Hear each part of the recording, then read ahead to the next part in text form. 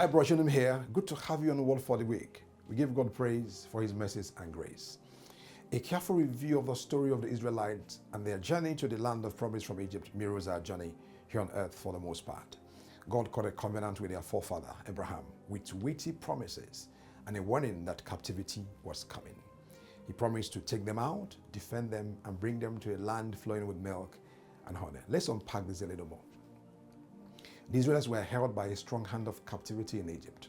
The Bible says in Exodus 5:2, and Pharaoh said, "Who is the Lord that I should obey his voice to let Israel go? I do not know the Lord, nor will I let Israel go." Eventually, God forced the hand of Pharaoh and he let them go.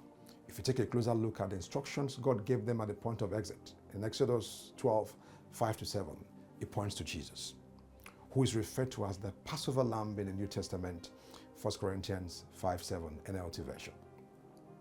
In the same way, God forced the hand of Pharaoh to let them go. Jesus came as God's channel to force us out of every form of bondage and captivity.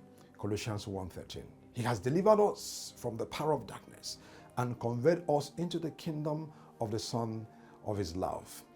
As they journeyed through the wilderness, food provided, health preserved, clothes and shoes renewed, they encountered a few challenges and they began to complain to the point that they wanted to go back to Egypt. Numbers 14:1-4. Verse 4 says, "So they said to one another, 'Let us select a leader and return to Egypt.'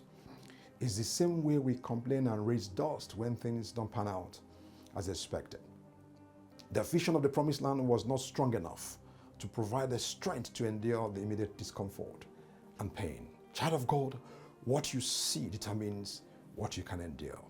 In Hebrews 11:27, speaking of Moses, the Bible says, "By faith he forsook Egypt, not fearing the wrath of the king, for he endured as seeing him who is invisible." What Moses endured as part of the process to prepare him to become an embodiment of the law of God was because of what he saw. Speaking of Jesus, the Bible says in Hebrews 12:2, "Looking unto Jesus, the author and finisher of our faith, who for the joy that was set before him endured the cross, despising the shame, has sat down at the right hand of the throne of God." Recently had an experience in which I felt unfairly treated. If there was nothing at stake, I would have thrown in the towel and moved on from there. But when I remember the vision God showed me and the prophecies surrounding my experience, I endured the nonsense.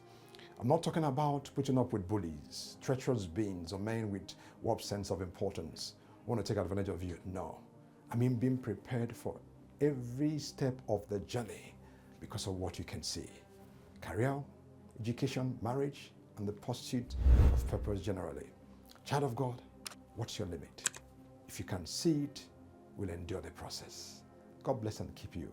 And bye for now. Shalom.